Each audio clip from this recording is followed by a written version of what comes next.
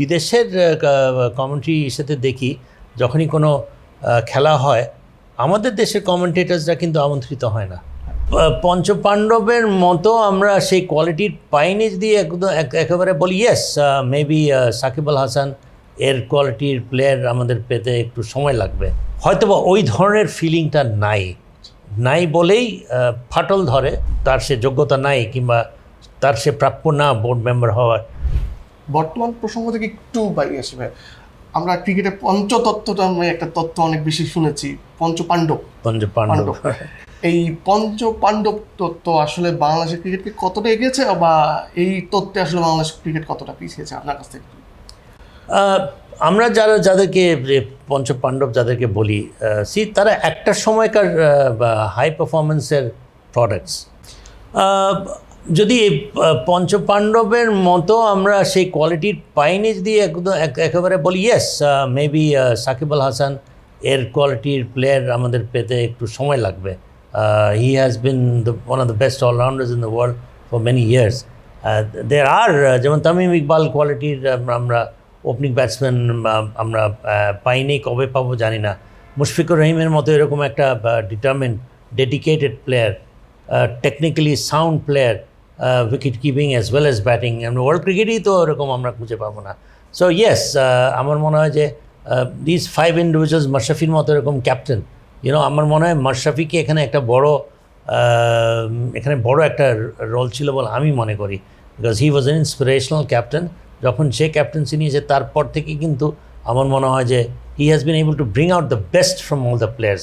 যত না তাদের দেওয়ার সামর্থ্য ছিল আমার মনে হয় যে সেটা পুরোপুরিভাবে আদায় করতে পেরেছে মাশরাফি যতদিন পর্যন্ত সে ক্যাপ্টেন ছিল। আমরা যদি প্লেয়ারদের ইন্ডিভিজুয়াল গ্রাফটাও দেখি, career graph, Bangladesh overall team পারফরমেন্সও যদি দেখি, an inspirational leader is also very very important. আমার মনে হয় যে মাশরাফির পরে আমরা ওরকম কাউকে পাই নাই। So he was, I would say, instrumental in getting the best out of all the players যারা পারফর্ম করেছে ওয়ার্ল্ড ক্লাস স্ট্যান্ডার্ডে। সো সেটাও আমাদেরকে দেখতে হবে। We have to groom leaders. আমাদের যে ক্রিকেট সেট আপ আছে এর মধ্যে থেকে we have to identify players and give them opportunity to lead the team and be leader of men, যেটা মাশরাফি ছিল। তো সেখানেও আমার মনে হয় বড় একটা কৃতিত্ব মাশরাফিকে দিতেই হবে। এখানে কোনো অস্বীকার করার কোনো আমি উপায় দেখছি না। আমার মনে হয় যে ঘটনা ঘটেছে মাশরাফি, এটা মাশরাফি বেস্ট বলতে পারবে। এবং আমার মনে হয় যে সেন্টিমেন্ট ছিল, ইউথ তাদের একটা সেন্টিমেন্ট ছিল, because Mashrafe is a leader of men, is an icon. Minimum তার কাছ থেকে একটা তারা আশা করেছিল, বোধ সাকিব এন্ড মাশরাফি। যাক, এটা ওদের নিজস্ব ব্যাপার। আমার মনে কী কারণে তারা করতে পারেনি, তারা নিশ্চয়ই অনুতপ্ত যেটা তারা করতে পারেনি। বাট আই থিঙ্ক যে as far age Mashrafe is concern, যে লিডার অফ মেন হতে পারে, বাট অনেকে তারা বলছে যে বোর্ড প্রেসিডেন্টও তার হওয়া উচিত। আমার মনে হয় দুইটা two different things I think. যে এবং সে নিজেও আউট অফ হিজ ওন বিনয়ের সাথে সে বলছে যে তার সে যোগ্যতা নাই কিংবা তার সে প্রাপ্য না বোর্ড মেম্বার হওয়ার। আই অলসো থিঙ্ক যে বোর্ড প্রেসিডেন্ট হওয়া is you needs different type of quality, হয়তোবা যেটা সে হয়তোবা মনে করে যে তার মধ্যে নাই। এই ড্রেসিং রুম লিগ বলি, ড্রেসিং রুম বিতর্ক বলি, এই বিতর্ক তো থামানোর জন্য আসলে পরবর্তী যে বোর্ড প্রেসিডেন্ট আসবেন এবং বা যারাই আসবেন তাদের করণীয়টা কি হবে?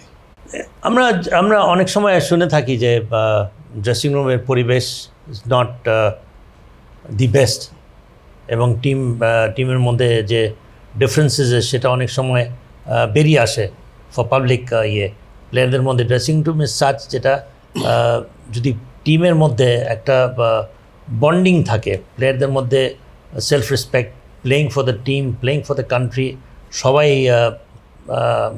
Highly motivated, respecting each other, playing for each other, ওই ধরনের যদি কোনো কিছু থাকে, ওই ধরনের যদি ফিলিং থেকে থাকে, সেন্টিমেন্টস থেকে থাকে উইদিন দ্য টিম, তাহলে এটা আসে না। এবং সেটা করতে গেলে টিম ম্যানেজমেন্টের একটা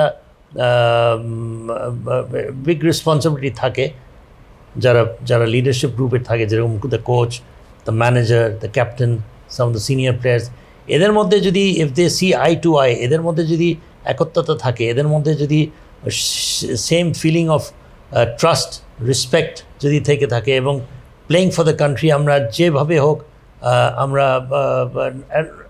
no matter what, set aside our personal differences, we are playing for the team, we are playing for the country, we are there to go and win matches for Bangladesh. হয়তোবা ওই ধরনের ফিলিংটা নাই বলেই ফাটল ধরে বলেই বিভিন্ন প্লেয়ার কোনো না কোনো একটা স্টেটমেন্ট দেয় যেটা which goes against the spirit of the team, তখন কথা বেরোয় বাইরে। আমরা ধারাবর্ষ প্যানেলে যদি দেখি, বাংলাদেশের ধারাবর্ষ প্যানেলে সব কিছুর মতোই আমরা দেখছি, এখানেও আসলে একটা ল্যাকিংস আমরা দেখতে পাচ্ছি। এই জায়গাটা ল্যাকিংসটা কেন, এবং এটা আসলে কীভাবে কাটিয়ে উঠা যায়? বাট আমার মনে হয় যে হ্যাঁ, এখানে দুইজন বিশেষ করে যারা সব সময়কার প্রথম থেকেই করে যাচ্ছেন, এবং এখানে সুযোগ বলতে ওরকম হয়তো বা কোনো পরিবেশ তারা সৃষ্টি করতে পারেনি যে that will make others feel welcome. সেটা আমার মনে হয় একটা আনফর্চুনেট। রিসেন্টলি সমন্বয় ঘোষকে দেখছি একটা আন্তর্জাতিক মানের একটা কমেন্টেটর, আমার কাছে মনে হয় যে একটা আন্তর্জাতিক মানের কমেন্টেটরে পরিণত হয়েছে। মাজারুদ্দিন অমি, সেও he is also improving every time. But দুঃখটা হচ্ছে, আমার কাছে মনে হচ্ছে, যেহেতু আপনি প্রশ্নটা করেছেন, আমার কাছে মনে হয় যে যারা রয়েছেন তাদেরও বা মান কতখানি, কারণ আমরা যদি বিদেশের কমেন্ট্রি সাথে দেখি, যখনই কোনো খেলা হয় আমাদের দেশের কমেন্টেটার্সরা কিন্তু আমন্ত্রিত হয় না, ফ্র্যাঞ্চাইজি ক্রিকেটেও না, কোনো লেভেলের ক্রিকেটেই না। অথচ বাংলাদেশে যখন হয় আমরা কিন্তু তাদেরকে আমন্ত্রণ করি, বিদেশের কমেন্টেটার্সদেরকে আমন্ত্রণ করি, এবং আমরা মনে হয় যে যদি বিদেশের ফ্র্যাঞ্চাইজি ক্রিকেট যেগুলো খেলা হয় এনিওয়ের, আমি আইপিএল বাদ দিলাম, even the lesser known franchise cricket, সেটাও কিন্তু অল ওভার দ্য ওয়ার্ল্ড থেকে কমেন্টেটার্সকে ডাকা হয়, but Bangladeshi commentators are not invited.